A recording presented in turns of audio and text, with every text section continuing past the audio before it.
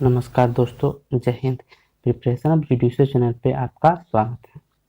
यह वीडियो आपको भारतीय संविधान को लेकर के बनाया गया है। इस सीरीज के अंतर्गत मैं आपको बता दूं, भारतीय संविधान का से संबंधित जितना भी इम्पोर्टेंट क्वेश्चन होगा, चाहे वह MCQ हो और फिर सब्जेक्टिव टाइप या फिर ऑब्जेक्टिव टाइप, जितना भी क्वेश्चन हो भारतीय संविधान से संबंधित सभी क्वेश्चन को इस सीरीज के अंतर्गत बतलाया जाएगा। ओके, तो चलिए शुरू करते हैं बिना देरी के। क्वेश्चन नंबर फर्स्ट से पहला क्वेश्चन नंबर क्या है? भारतीय संविधान लागू किया गया था। मैं आपको बता दूं, भारतीय संविधान कब लागू किया गया था? ऑप्शन ए 1 जनवरी 1950 को, या फिर ऑप्शन बी 26 जनवरी 1950 को, या फिर ऑप्शन सी 15 अगस्त 1950 को, या फिर ऑप्शन डी 14 नवंबर 1950 को। ओके, मैं आपको बता दूं, भारत का संविधान लागू किया गया था। तो कब लागू किया गया था?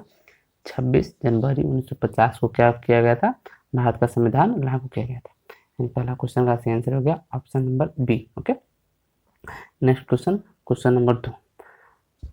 संविधान निर्माण का कार्य संपन्न हुआ था, अर्थात संविधान निर्माण करने का जो कार्य था, संविधान बनाने का जो कार्य था, वह कार्य संपन्न हुआ था। कब संपन्न हुआ था? ऑप्शन ए 1 जनवरी 1949 को, या फिर ऑप्शन बी 15 अगस्त 1949 को, फिर ऑप्शन सी 26 नवंबर 1949 को, या फिर ऑप्शन डी 31 अगस्त 1949 को। तो मैं आपको बता दूं, संविधान निर्माण का कार्य कब संपन्न हुआ था? तो 26 नवंबर 1949 को। अर्थात संविधान बनकर तैयार कब हो गया था? तो कब बनकर तैयार हो गया था? 26 नवंबर 1949 को। और संविधान लागू कब हुआ था? मैं आपको बता दूं, 26 जनवरी 1950 को संविधान लागू हुआ था। ओके, चलिए नेक्स्ट क्वेश्चन देख लेते हैं। Question number 3। संविधान निर्माण में कुल कितने समय लगा? अर्थात संविधान बनाने में, भारतीय संविधान बनाने में कुल कितने समय लगा था? ऑप्शन नंबर ए 2 वर्ष 11 माह 18 दिन, ऑप्शन बी 2 वर्ष 10 माह 15 दिन, ऑप्शन सी 3 वर्ष 8 माह 17 दिन, ऑप्शन डी 3 वर्ष 10 माह 18 दिन। आपको बता दूं, भारतीय संविधान में कुल कितना समय लगा था? अर्थात भारतीय संविधान को बनाने में कुल कितना समय लगा था? 2 वर्ष 11 माह 18 दिन समय लगा था। ओके, चलिए नेक्स्ट क्वेश्चन देख लेते हैं। क्वेश्चन नंबर 4 क्या है? क्वेश्चन नंबर 4 में भारत के संविधान का स्वरूप है, भारत के संविधान का कौन सा स्वरूप है? संघात्मक है या फिर एकात्मक है, या फिर संघात्मक एकात्मक दोनों है, या फिर इनमें से कोई सही नहीं? मैं आपको बता दूं, भारत का संविधान का क्या स्वरूप है? भारत का संविधान संघात्मक और एकात्मक दोनों। ओके, क्वेश्चन नंबर 4 का आंसर हो गया ऑप्शन नंबर सी, अर्थात संघात्मक और एकात्मक दोनों है भारत का संविधान। Next question, question number 5। संविधान के संबंध में कौन सी बात सही नहीं है? अर्थात भारतीय संविधान के संदर्भ में कौन सी बातें सही नहीं है? जो नीचे 4 बातें बतलाया गया, इसमें जो कोई एक बात होगा जो सही नहीं। ओके, ऑप्शन नंबर 1, यह एक लिखित संविधान है, यह सही है। भारत का संविधान क्या है? यह है लिखित संविधान। दूसरा क्या है? यह समाजवाद एवं पंथ निरपेक्षता का पोषक है, यह भी सही है। और ऑप्शन सी क्या है? इसमें संसदीय शासन प्रणाली को अंगीकृत किया गया, यह भी सही है। ऑप्शन डी, यह दोहरी नागरिकता का उपबंध करता है। मैं आपको बतला दूं, भारतीय संविधान में दोहरी नागरिकता का प्रावधान कहीं भी नहीं किया गया। ओके, भारतीय संविधान में सिंगल सिटीजनशिप को बतलाया गया है। दोहरी नागरिकता का प्रावधान कहाँ पर बतलाया गया है? दोहरी नागरिकता का प्रावधान आपको अमेरिका के संविधान में बताया गया, अर्थात USA के कॉन्स्टिट्यूशन में। भारत के संविधान में कौन सी बात नहीं है? तो दोहरी नागरिकता का उपबंध नहीं है। जबकि कौन कौन सी बात है? तो यह लिखित संविधान है, तथा यह संविधान समाजवादी पंथ निरपेक्षता का पोषक है, तथा यह संसदीय शासन प्रणाली को अंगीकृत करता है भारतीय संविधान। ओके, जबकि कौन सा बात सही नहीं है? तो भारतीय संविधान दोहरी नागरिकता का उपबंध नहीं करता है, यह क्या है? सही नहीं है। नेक्स्ट क्वेश्चन, क्वेश्चन नंबर 7 क्या है? क्वेश्चन नंबर 7 प्रस्तावना अर्थात प्रियम्बल। प्रियम्बल जो है संविधान का ऑप्शन ए आधारभूत ढांचा है, या फिर ऑप्शन बी औपचारिक भाग है, या फिर ऑप्शन सी परिचयात्मक भाग है, या फिर ऑप्शन डी शीर्ष भाग है। तो मैं आपको बता दूं, प्रियम्बल अर्थात प्रस्तावना क्या है? भारतीय संविधान के आधारभूत ढांचा है। ओके, यह कौन से केस में कहा गया था? यदि आप लोग जान रहे हैं तो बता दीजिए, या फिर मैं आपको कमेंट बॉक्स में बता दूंगा कि कौन से बाद में बताया गया था कि संविधान की प्रियम्बल जो होता है और संविधान के आधारभूत ढांचा है। ओके, चलिए नेक्स्ट क्वेश्चन देखते हैं। क्वेश्चन नंबर 7 क्या है? क्वेश्चन नंबर 7 में संविधान की प्रस्तावना में प्रयुक्त शब्द हम भारत के लोग अर्थात we the people of India इस बात का अर्थबोधक है कि लोग सर्वोपरि है न कि जनप्रतिनिधि। यह कौन से वाद में अर्थात किस प्रकरण में कहा गया था? Okay, option number A S Bashir बनाम यूनियन ऑफ इंडिया, या फिर ऑप्शन बी इंदिरा सहनी बनाम यूनियन ऑफ इंडिया, या फिर ऑप्शन सी उषा भारती बनाम स्टेट ऑफ उत्तर प्रदेश, या ऑप्शन डी पी ए संग्रामा बनाम प्रणब मुखर्जी। तो मैं आपको बतला दूं भारतीय संविधान में जो बतलाया गया हम भारत का लोग इस बात का अर्थबोधक है कि लोग सर्वोपरि है न कि जनप्रतिनिधि। आपको बताया गया था उषा भारती बनाम स्टेट ऑफ उत्तर प्रदेश के मामले में जो 2014 का है सुप्रीम कोर्ट का, इस बाद में कहा गया था। ओके, चलिए नेक्स्ट क्वेश्चन देख लेते हैं। क्वेश्चन नंबर 8 क्या है? क्वेश्चन नंबर 8 भारत राज्यों का संघ है या कौन से अनुच्छेद में बतलाया गया था? अर्थात भारत क्या है? राज्यों का संघ है, कौन से अनुच्छेद में बताया गया? ऑप्शन नंबर ए अनुच्छेद 1 में, या फिर ऑप्शन 2 अनुच्छेद 2 में, या फिर ऑप्शन सी अनुच्छेद 3 में, या फिर ऑप्शन डी अनुच्छेद 4 में। मैं आपको बतला दूं भारत राज्यों का संघ है, यहाँ बताया गया है आपको अनुच्छेद 1 में। ओके, चलिए नेक्स्ट क्वेश्चन देख लेते हैं। क्वेश्चन नंबर 9 किसी राज्य के विभाजन, गठन, पुनर्गठन, एकीकरण, पुनः एकीकरण एवं नाम परिवर्तन की शक्तियां निहित है, किसमें निहित है? ओके, राष्ट्रपति में निहित है, या फिर संसद में निहित है, या फिर मंत्रिपरिषद में निहित है, या फिर इनमें से किसी में भी निहित नहीं है। ओके, मैं आपको बतला दूं क्वेश्चन नंबर 9 जिसमें पूछा गया है कि किसी राज्य के विभाजन या फिर पुनर्गठन या गठन या एकीकरण या पुनः एकीकरण या फिर नाम बदलने का जो शक्ति है भारतीय संविधान में मतलब किसमें निहित होता है? भारतीय संविधान के द्वारा। मैं आपको बता दूं प्रावधान आपको संसद में निहित होता है। ओके, ना ही राष्ट्रपति में निहित होता है, ना ही मंत्रिपरिषद में निहित होता है।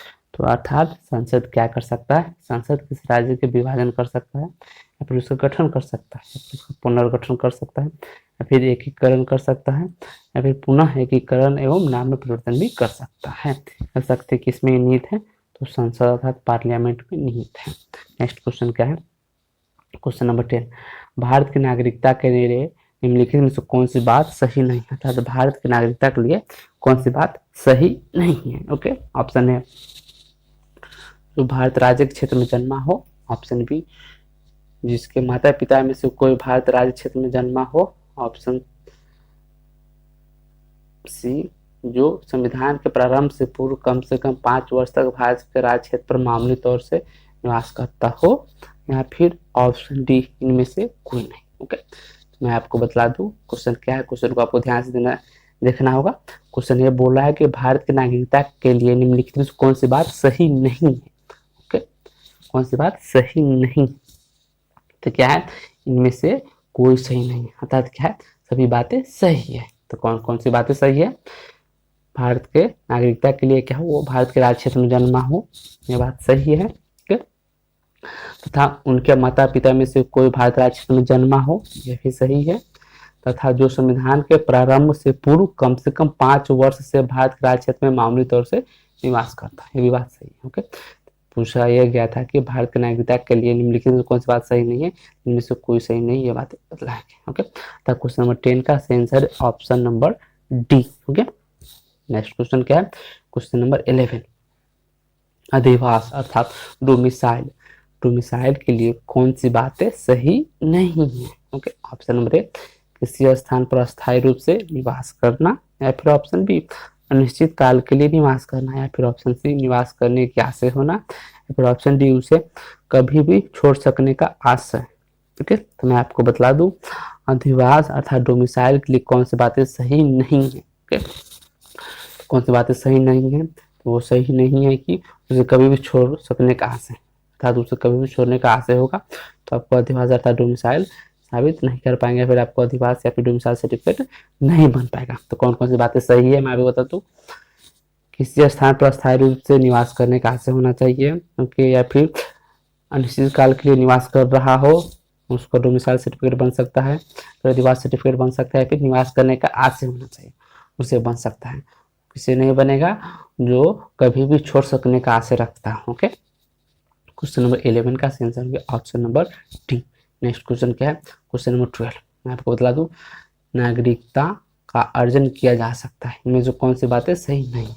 ओके, नागरिकता अर्जन किया जा सकता है, उससे संबंधित 4 ऑप्शन बतलाए गए हैं। इसमें से कौन सी बातें नागरिकता अर्जन से संबंधित बातों में सही नहीं आता है। ऑप्शन नंबर 1 जनता द्वारा नागरिकता दिया जाता है, या फिर ऑप्शन बी वंशानुक्रम द्वारा, या फिर ऑप्शन सी राजनीतिक हैसियत द्वारा, या फिर ऑप्शन डी रजिस्ट्रीकरण द्वारा। तो मैं आपको बता दूं, नागरिकता का अर्जन किया जा सकता है किस किस से द्वारा किया जा सकता है, तो जन्म द्वारा किया जा सकता है, या फिर वंशानुक्रम द्वारा किया जा सकता है, या फिर रजिस्ट्रीकरण द्वारा किया जा सकता है। तो कौन सी बातें किसके द्वारा नहीं किया जा सकता, अर्थात कौन सी बातें सही नहीं है, राजनैतिक हैसियत द्वारा किसी भी व्यक्ति को नागरिकता का अर्जन नहीं किया जा सकता। ओके, क्वेश्चन नंबर 12 का सही आंसर हो गया option number C.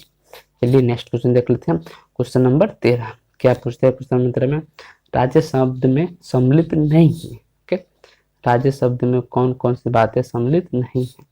Option number 1 Bharat सरकार, ऑप्शन बी राज्य सरकार, ऑप्शन सी सांसद, या ऑप्शन डी वक्फ बोर्ड। मैं आपको बता दूं, राज्य शब्द में कौन कौन सी बातें सम्मिलित नहीं है, तो वक्फ बोर्ड सम्मिलित नहीं है, क्योंकि भारत सरकार या फिर राज्य सरकार या फिर संसद सभी को राज्य माना गया है, क्योंकि वक्फ बोर्ड को राज्य नहीं माना गया। क्वेश्चन नंबर 13 का सही आंसर हो गया ऑप्शन नंबर डी।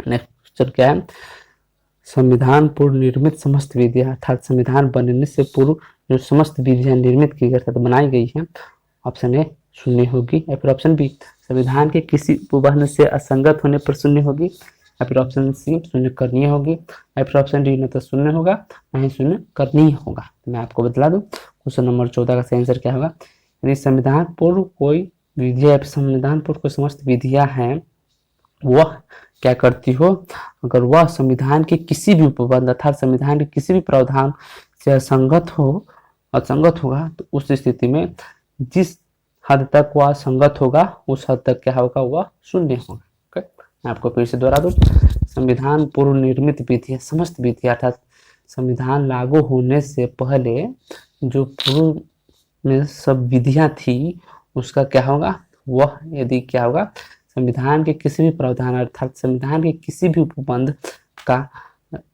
उपबंध से वो असंगत होगा या फिर उसके विरुद्ध होगा, तो वह उस भाग तक क्या होगा, उस अंश तक वह क्या होगा, शून्य होगा। ओके, तो मैं आपको बता दूं, संविधान पूर्व निर्मित समस्त विधियां क्या होगी, संविधान के किसी उपबंध से असंगत होने पर शून्य हो जाता है।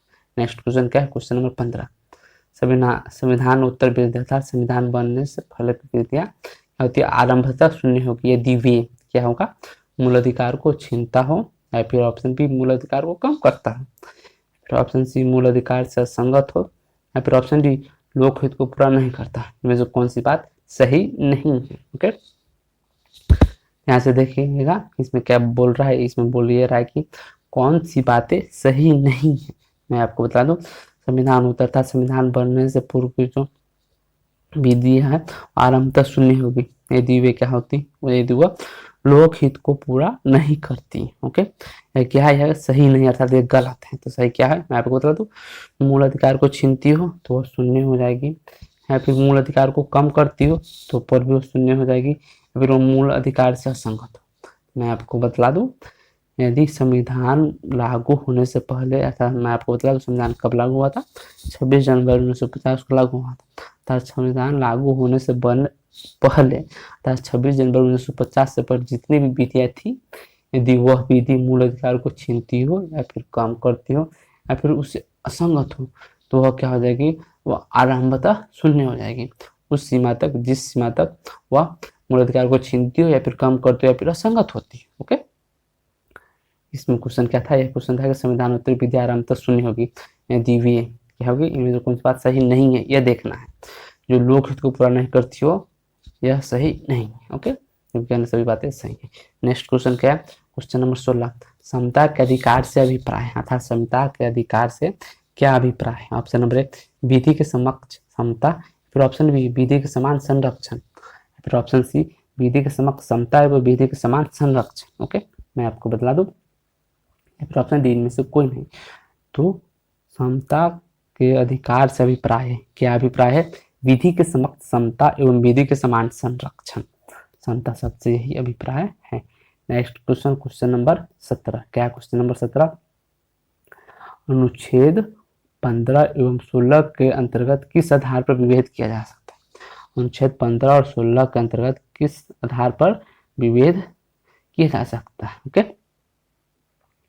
मैं आपको बतला दूं, अनुच्छेद 15 और 16 को किस आधार पर विभेद किया जा सकता है। ऑप्शन ए, शैक्षणिक योग्यता एवं अनुभव के आधार पर, या फिर ऑप्शन बी, जाति एवं धर्म के आधार पर, या फिर ऑप्शन सी, लिंग के आधार पर, या फिर ऑप्शन डी, जन्म स्थान के आधार पर। तो मैं आपको बतला दूं, अनुच्छेद 15 एवं 16 के अंतर्गत किस आधार पर विभेद किया जा सकता है? तो शैक्षणिक योग्यता एवं अनुभव के आधार पर विभेद या अंतर किया जा सकता है। ओके, नेक्स्ट क्वेश्चन देखते हैं, क्वेश्चन नंबर 18।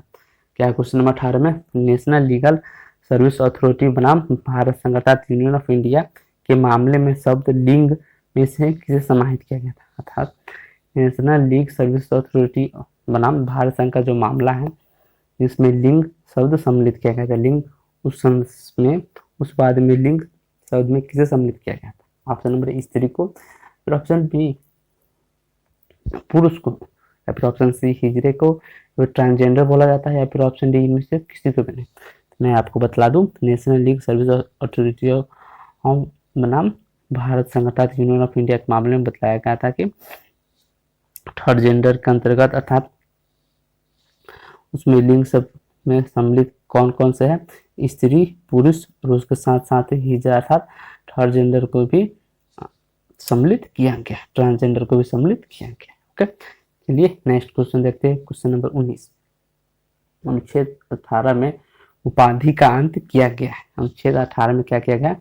अनुच्छेद 18 में उपाधि का अंत किया गया। ऑप्शन ए, शैक्षणिक संबंधी उपाधि, या फिर ऑप्शन बी, सेना संबंधी उपाधि, या फिर ऑप्शन सी, विशिष्ट योग्यता संबंधी उपाधि, या फिर ऑप्शन डी, सर, राय, बहादुर आदि संबंधित उपाधि। मैं आपको बता दूं, अनुच्छेद भारतीय संविधान को अनुच्छेद 18 में क्या किया गया? उपाधियों का अंत किया गया। कौन कौन सी उपाधि का अंत किया गया है? सर, या फिर राय, या फिर बहादुर से संबंधित सभी उपाधियों का अंत किया गया है। जबकि कौन कौन सी उपाधि अभी भी लागू हुआ है, पर अभी भी दिया जाता है तो शिक्षा संबंधी उपाधि, सेना संबंधी उपाधि, या फिर विशिष्ट योग्यता संबंधित उपाधि अभी भी दिया जाता है। ओके, नेक्स्ट क्वेश्चन क्या है? इस वीडियो का लास्ट क्वेश्चन आपको स्वतंत्रता के मूल अधिकार में सम्मिलित नहीं है। स्वतंत्रता के मूल अधिकार में सम्मिलित नहीं, क्या कौन सी बात सम्मिलित नहीं? प्रेस की स्वतंत्रता, संपत्ति अर्जित करने की स्वतंत्रता, या फिर संघ या संगम बनाने की स्वतंत्रता, या फिर भारत में भ्रमण करने की स्वतंत्रता। मैं आपको बता दूं, स्वतंत्रता के मूल अधिकार में सम्मिलित नहीं है। कौन कौन सी बातें सम्मिलित नहीं है? प्रेस की स्वतंत्रता, या फिर संपत्ति अर्जित करने की स्वतंत्रता, या फिर संघ या संगम बनाने की स्वतंत्रता, फिर भारत में भ्रमण करने की स्वतंत्रता। ओके, मैं आपको बता दूं, स्वतंत्रता के मूल अधिकार में कौन सी बातें सम्मिलित नहीं है? संपत्ति अर्जित करने की स्वतंत्रता। ओके, स्वतंत्रता के मूल अधिकार में सम्मिलित नहीं है किसे? क्या है? संपत्ति अर्जित करने की स्वतंत्रता सम्मिलित नहीं है। जबकि कौन कौन सी स्वतंत्रता सम्मिलित है? प्रेस की स्वतंत्रता सम्मिलित है, संघ या संगम बनाने की स्वतंत्रता संबंधित है, तब भारत में भ्रमण करने की स्वतंत्रता भी सम्मिलित है। ओके, मैं आपको बता दूं, स्वतंत्रता के मूल अधिकार जो बात बतलाई गई है, संपत्ति अर्जित करने की स्वतंत्रता पूर्व में थी, जिसे बाद में विधान संशोधन करके इसे अनुच्छेद 300 के ए में बैठा दिया गया, वहां पर रख दिया गया, जो मूल अधिकार से हटा करके उसे वहां रख दिया गया। ओके, यदि आपको मेरे द्वारा वीडियो बनाया गया यदि पसंद आता हो तो आप चाहे तो इस वीडियो को लाइक, कमेंट या फिर शेयर कर सकते हैं। अपना कीमती समय मेरे साथ साझा करने के लिए आपका बहुत बहुत शुक्रिया। Thanks for watching.